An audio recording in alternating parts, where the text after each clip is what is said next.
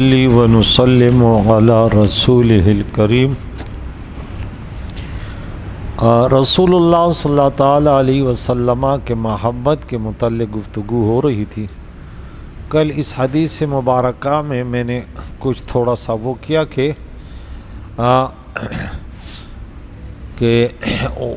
وذالک من سنتی ومن احیا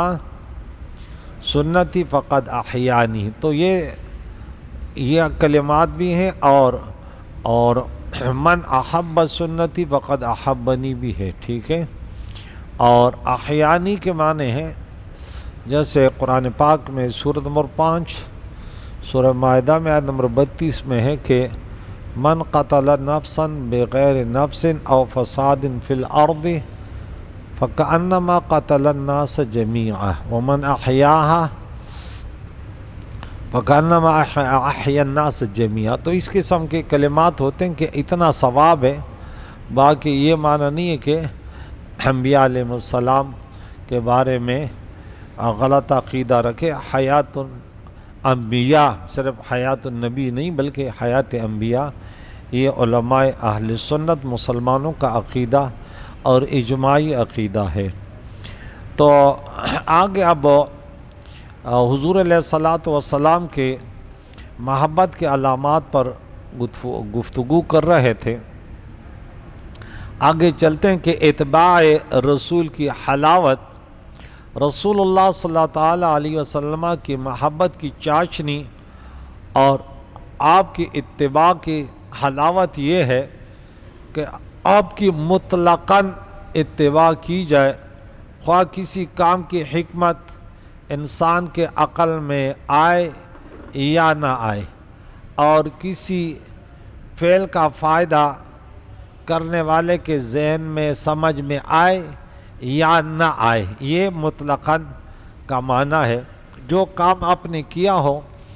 اس کام کو صرف اس نیت سے کیا جائے کہ چونکہ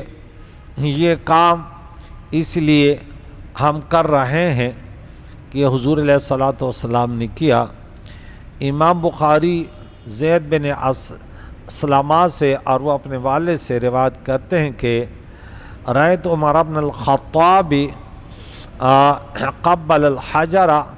وقال لولا انی رأیت رسول اللہ صلی اللہ تعالیٰ علیہ وسلم،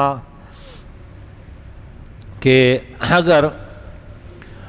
میں حضرت عمر رضی اللہ عنہ حجر اسود کو مخاطب کر کہتے اگر میں حضور علیہ الصلاۃ والسلام کو اے حجر اسود آپ کو بوسہ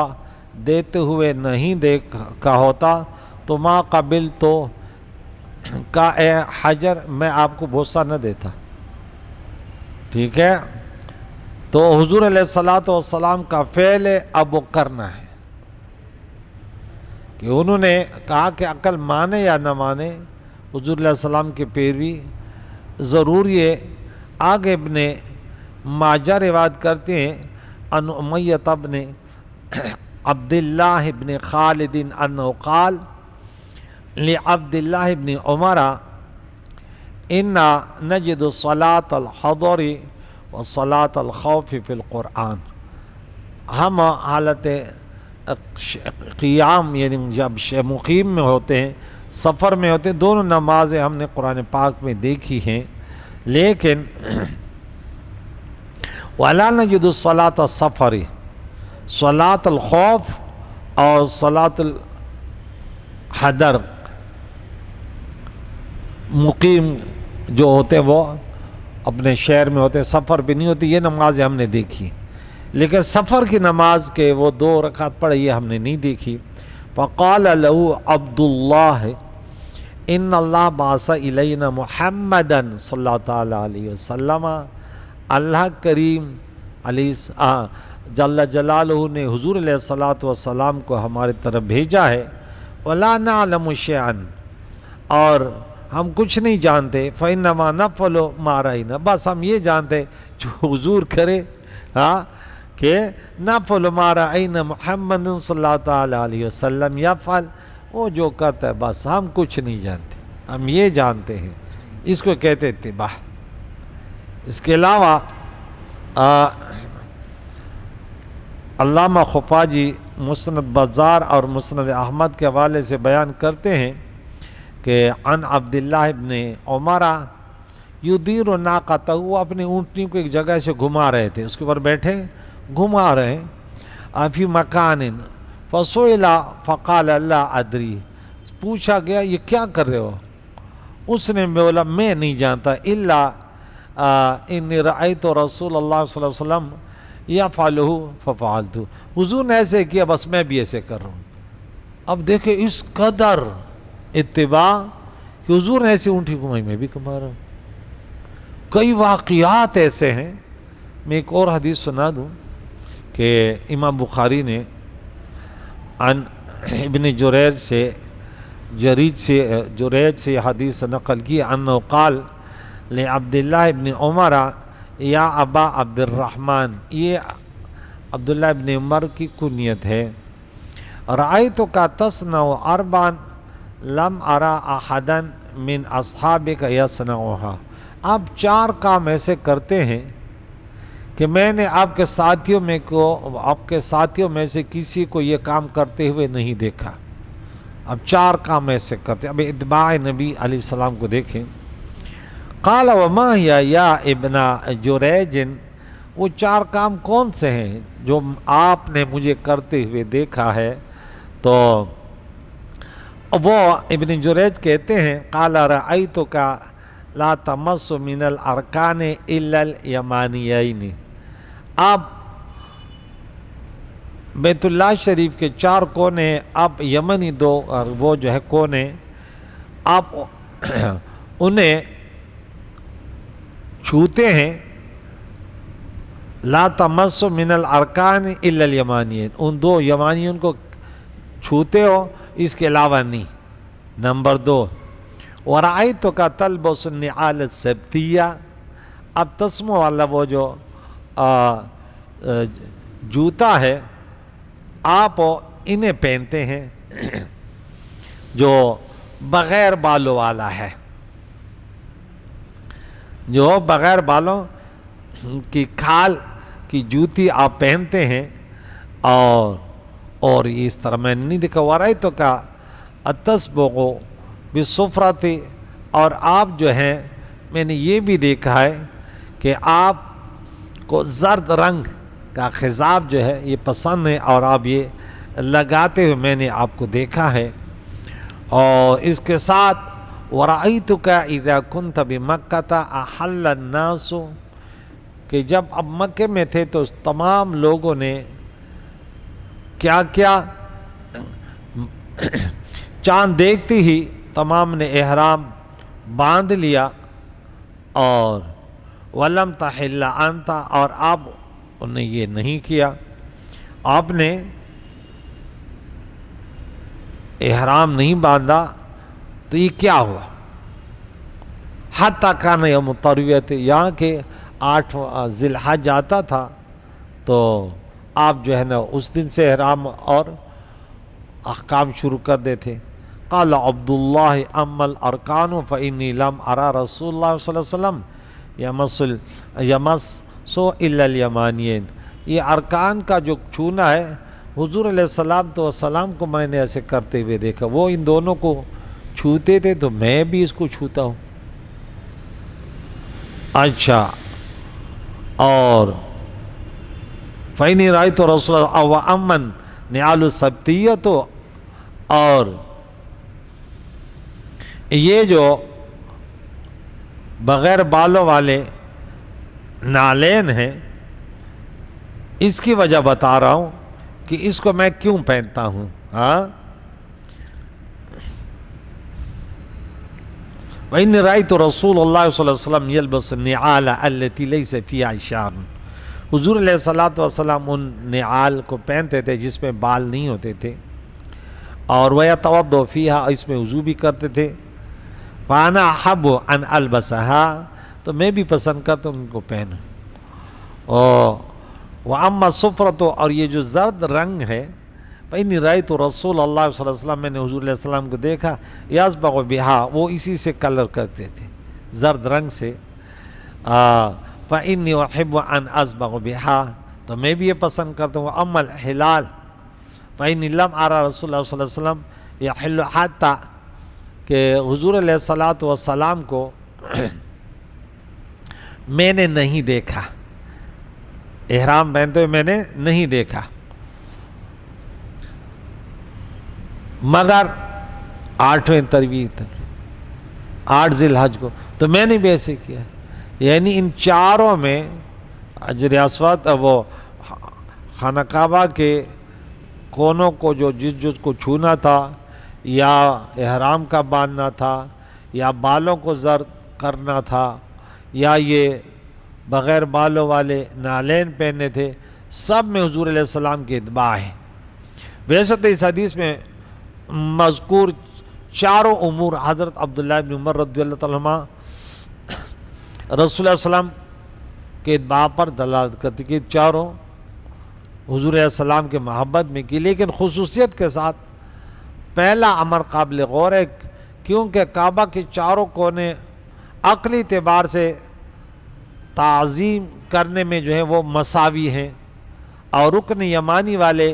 کونوں کو عقلاً کوئی وجہ ترجیح نہیں ہے کہ یہ رکن یمانی کس وجہ سے کیا وجہ ترجیح ہے. لیکن حضرت ابن عمر رضی اللہ تعالیٰ نے چونکہ رسول اللہ صلی اللہ علیہ وسلم کو صرف ارکان یمانیہ ہی کو مس کرتے ہوئے دیکھا، اس لیے وہ صرف انہی کو مس کرتے تھے. اسی طرح جب رسول اللہ صلی اللہ علیہ وسلم کے ساتھ صحابہ کرام عمرہ حدیبیہ کرنے گئے تو کفار مکہ نے صحابہ کرام کو دیکھ کر کہا یثرب کے بخار نے ان مسلمانوں کو کمزور کر رکھا. رسول اللہ صلی اللہ علیہ وسلم نے یہ سن کر صحابہ کرام رضوان اللہ تعالی علیہ وسلم سے فرمایا کہ وہ طواف میں رمل کریں، یعنی پہلوانوں کے طرح اکڑ اکڑ کر طواف کریں، تاکہ کفار مکہ کو پتہ چلے کہ یہ کمزور نہیں، توانا ہے. لیکن جب مکہ فتح ہو گیا اور تمام سرزمین عرب میں اسلام پھیل گیا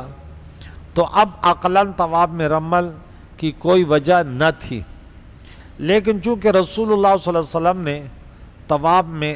رمل کیا تھا، اس لیے صحابہ کرام بعد میں بھی طواف میں رمل کرتے رہے، اور آج تک اس پر عمل ہے کہ حضور علیہ الصلوۃ والسلام نے ایسے ہی کیا. زید بن اسلم نے اپنے والد سے روایت کی ہے کہ حضرت عمر بن خطاب رضی اللہ عنہ نے حجر اسود کو مخاطب ہو کر کہا اللہ کی قسم مجھے یقیناً مجھے علم ہے کہ تو محض ایک پتھر ہے،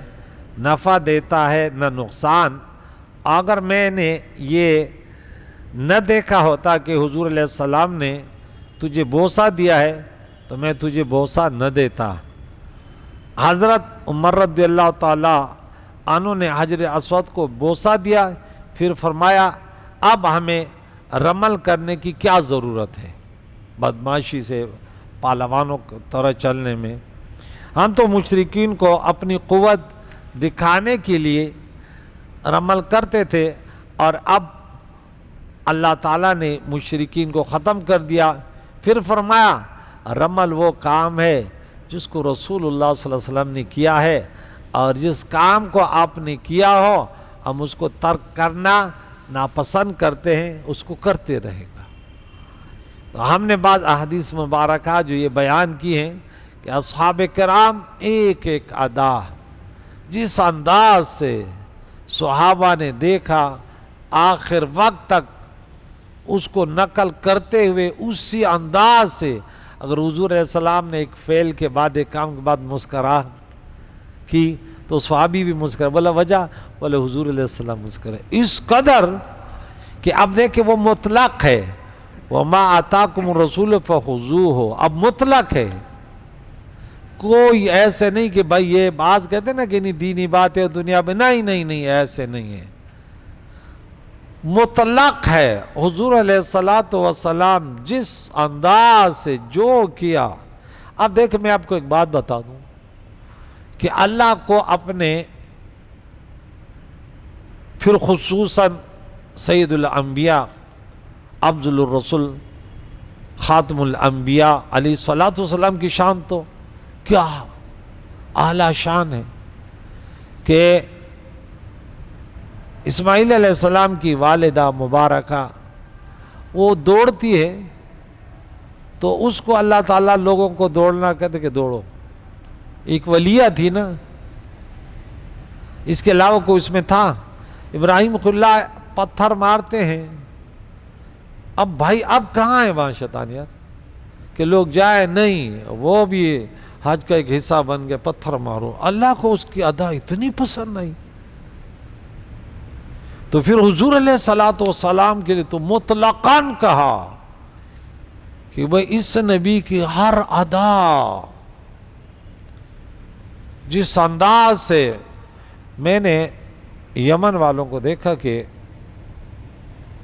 وہ ہم نے وہاں پڑھا، چونکہ پڑھتے وہ یوں بیٹھتے تھے مسجد میں، آپ نے کبھی نہیں دیکھا ہوگا، وہ یوں بیٹھتے تھے، ہم دیکھتے بولا یہ کیا ہو یار، یہ کیسے اکڑو بیٹھا نا، یہ ادھر چات لپڑے یہ تھے، یوں بیٹھے ہوتے۔ اب ہمارے ہاں ہم کہتے بیٹھو یوں بیٹھو، یوں بیٹھو،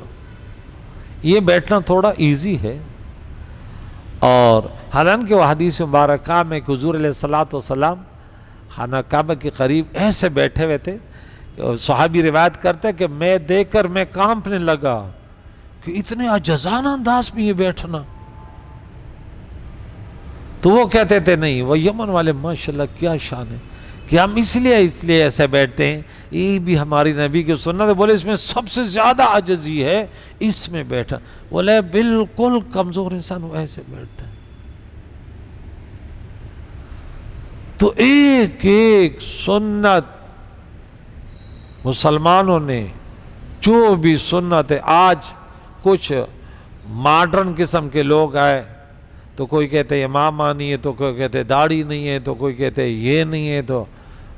مجھے تو حیرت ہوتی ہے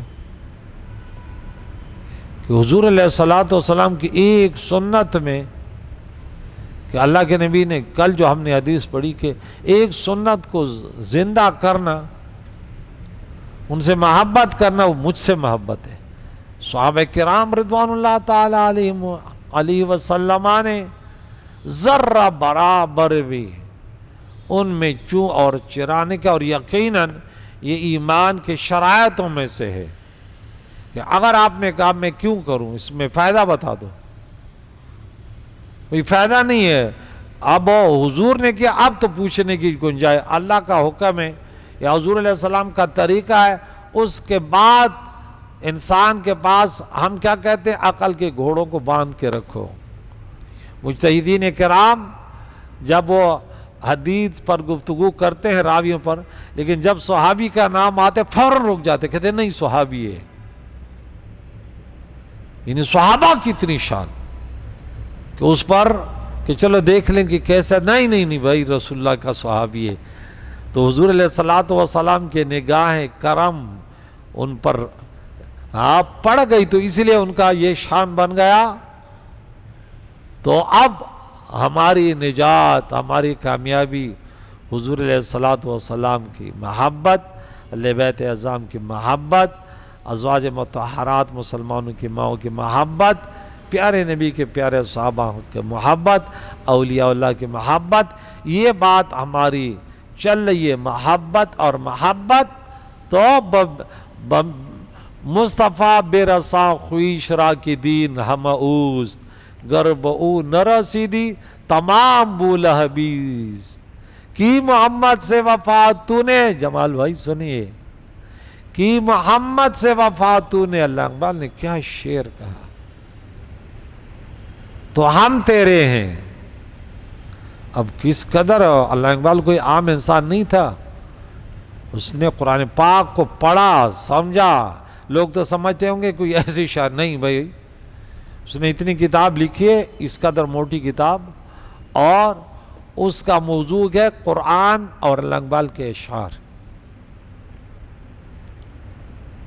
کی محمد سے وفا تو نے تو ہم تیرے ہیں، یہ جہاں چیز ہے کیا لوح و قلم تیرے ہیں۔ پشتو کا ایک شاعر کہتا ہے کپسدق شوی عاشق د محمد د تور زلفو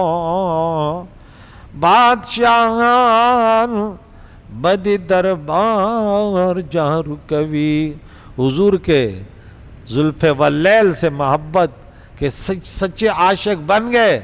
تو وقت کے بادشاہ پھر تیرے مزار کا جھاڑو لگائیں گے. کریم اللہ ہمیں حضور علیہ السلام کی سچی محبت نصیب فرمائے. جو محبت ہے ہمارے دلوں میں پروردگار عالم دنیا میں بھی قبر میں بھی محشر میں بھی ان میں محبتوں سے محروم نہ فرمائے قدرت والے یا رب. صلی اللہ علیہ وسلم محمد و صحبہ اجمعین برحمتک.